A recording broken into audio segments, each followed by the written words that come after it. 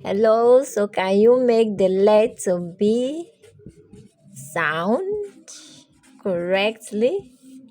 This is letter B. So can somebody say B sounds B? Can somebody say B sounds B? Can you repeat after me? B. So we say B. B as in ball. These are examples of B sound. B as in bag. B as in bed. B as in book.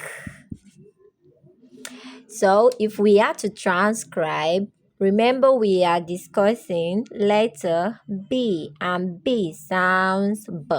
B as in ball. So we say ball. I will still teach you how to transcribe on your own. Bag, bag, bed. That's the transcription, and this is book. So wherever you are, can you repeat after me? Bell, ball, bag, bed, book. This sound says B. Can you repeat B?